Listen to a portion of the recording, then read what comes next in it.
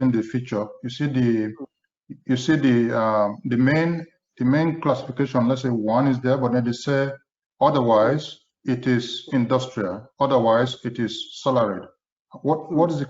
What is? I don't understand the principle behind the overall structure of the feature. Okay, so I'll come to that.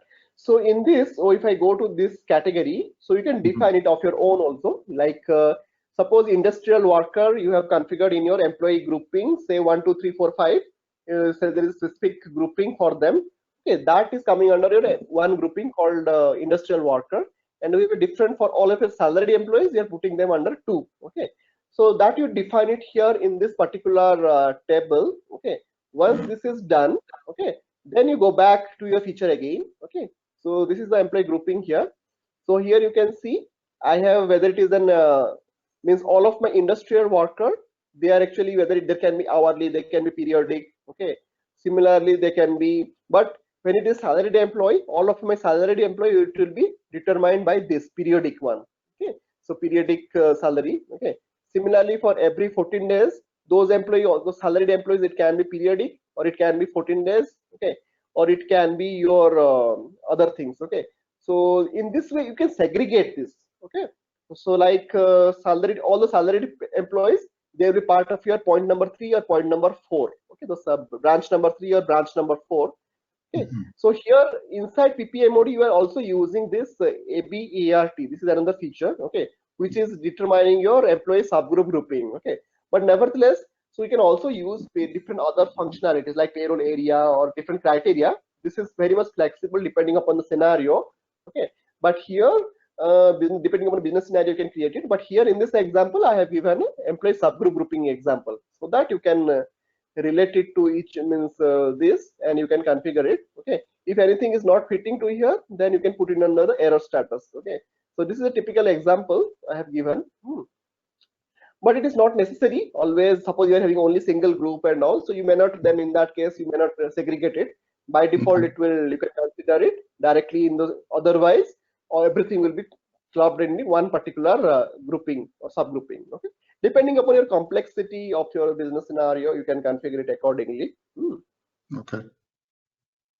This is one of the key feature in your this thing, but it is not mandatory to do define. Okay, you can default it as well. Second one is important one. So how you can define your symbolic account. Okay, so here, so symbolic account, as I was telling, it acts like an instrument of connecting between your waste types to your GL account. Okay, so depending upon your scenario, you can configure all this symbolic account. You can define the symbolic account. Okay, so there are depending upon different criteria, whether it is income tax or pension plan.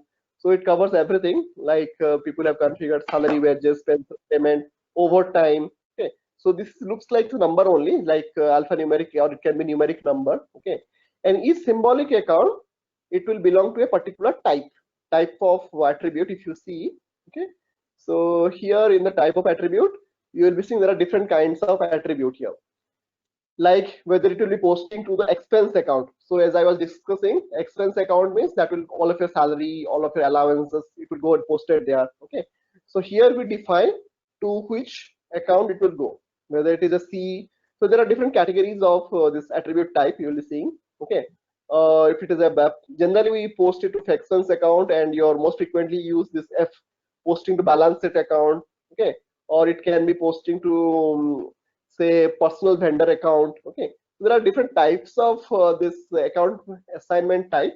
Okay, depending upon your requirement and this business scenario, you can define it, but ideally mostly this wage and salary, this goes to mostly to the C, that is posting to the your custom this account. Okay, all these things will be there.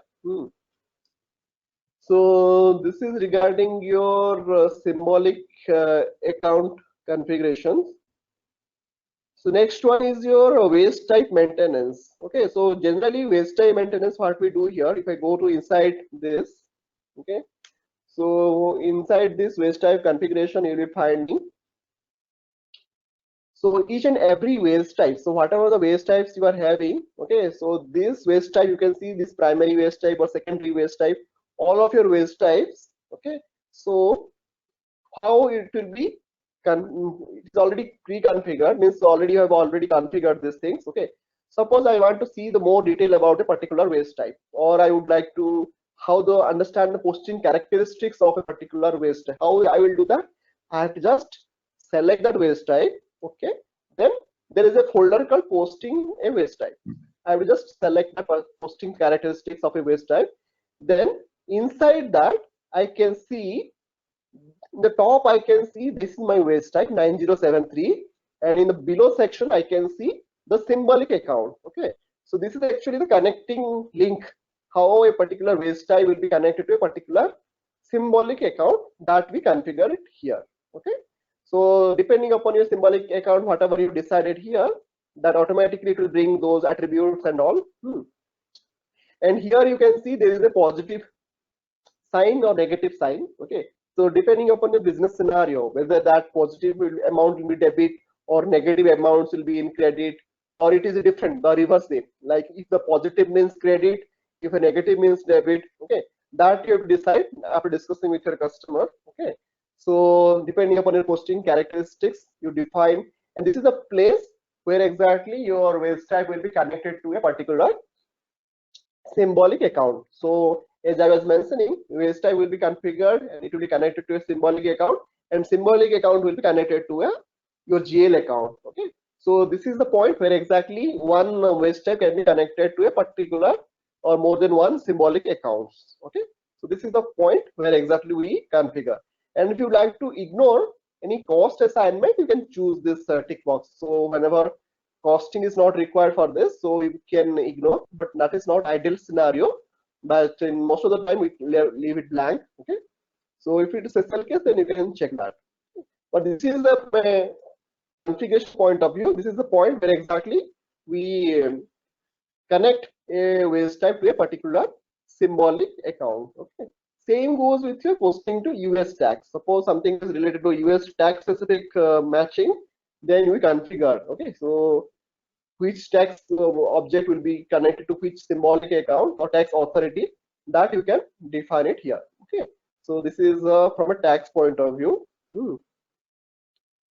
Other than that, so I'll go back to the main page. So you can explore as you're having the system access. So other waste type also you can see which waste type is connected to which symbolic account. Okay, so you can explore all these things. You can see generally we prepare this in an Excel sheet. In an Excel sheet, we prepare a list of waste types. Then we ask to the customer or the finance consultant, the counterpart, which are the symbolic accounts we generally align to a particular waste type. So after that is finalized, you have to come to your system. Then you align this symbolic account to the specific waste type. So that's all configuration we do from an posting waste type to symbolic account configuration here. Other than that, so this is the major configuration we do. Other than that, those are all remaining are optional and minor. Okay, so like you will be seeing maintaining the payroll period, posting date. So this will decide when exactly you are you do the posting, and it is same as you're creating a payroll period, okay, generating a period. Okay, for the date specification, you run this program so that it will carry out those table changes. And suppose if it is for a it is very similar to your generating the payroll period. Okay, so similarly we create a payroll posting period as well. Okay, when exactly every month the payroll posting is going to happen. Suppose it's a monthly payroll, then it will be, say, you're deciding 25th or 26th depending upon your configuration. Okay, so you just define it and automatically it will generate those specific posting date, generating the posting date and all. Then other than that, this is not required, creating a posting variant. Anyway, you can create your own standard variant we generally use, SAP, whatever they have given. Then authorization and profiles, this is again a basis activity, like which role authorization to be given to for finance posting and all that you can decide. So this is regarding your activities, whatever we do in the HR system. Okay, other than that, we do certain activities in the accounting system, that is the finance system. The first and foremost thing, as I was mentioning, the account assignment. Okay, so there can be different varieties of accounts, as I was mentioning. it can be an expense account, it can be a customer account, it can be a vendor account, okay, it can be a financial account, okay. So what are all those things, you can read it in this section, but I will focus on the expense account, that is most frequently we use it, okay. So expense account means, so here exactly what are the, if your salary details or your allowance details, okay, you can see there is an example, perfect example they have given. Like you must assign the symbolic account so and so to the GL account so and so for employee grouping so and so. So this is the total amount, and this is you for your payroll posting to work. You have to define this thing in your this expense account. So in the HR system, we have seen like how a wage type is connected to symbolic account, but how a symbolic account is connected to a GL account, that we can see it here. Okay. So all this, if I go inside this expense account, they will be asking something called chart of accounts. Okay. So chart of accounts, again, this is the finance terminology. Okay. So chart of accounts, it will be defined by finance. Okay. Whatever the chart of account, people have created many things, but I'm not sure which is the current one or latest, which is the valid one. I'll just choosing a random. I will tell you. So chart of account is created by the finance people. Okay, once you go inside the chart of account, you can see inside this like accounts are like whether it is debit or credit, or it is based on employee or employee group or not. Okay. Those details you can see. Okay, like employee group or debit, or it will be based on your account debit and credit. But this is again a finance configurations. So you have to consult if you're doing as a HR consultant or payroll consultant. You have to consult your finance people, okay, that whether you are doing correct or not, okay. Other than that, the finance consultant also can help you in this while configuring these things, okay, which will be which chart of accounts and which will be going into which expense or not, that we decide here. If I go inside this, now I can see there is a concept of symbolic account, okay. So previously we have seen how a waste type is connected to symbolic account. Now here, what I'm going to do in this system, I will just pull a symbolic account, say your direct labor cost or wage and salary. Okay, so that is a symbolic account. Okay, so now I'll connect the symbolic account to a particular GL account. Okay, so I will see if there is any GL account is existing, then I will connect to that GL account here.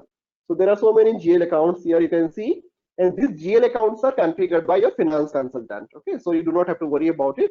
And so for as we have chosen chart of accounts say 1000. Okay, so the column number, second column, you will be seeing this is my chart of account, that is 1000.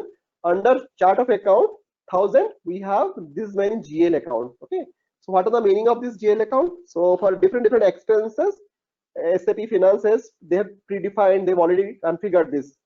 Suppose if it is a cost center, it will be this. Suppose it is a sales revenue, it will go to this particular GL. If it is a accounts receivable, it will go to this particular GL. Yes, so similarly, I will just connect to this symbolic account to this GL account. So in this way, so previously we have seen the wage type is connected to your symbolic account. Now we are connecting symbolic account to the your GL account. Okay. In this way, whatever the finance posting we are doing from the payroll, the respective wage types, it will be posted to symbolic account. In symbolic account, it will carry forward to the respective your respective expense account or GL account, depending upon the configuration. Okay. So in this way, they talk to each other. So your payroll system will be connected to your finance system and via your symbolic account. Okay. This is the overall concept how it is configured, and this is a major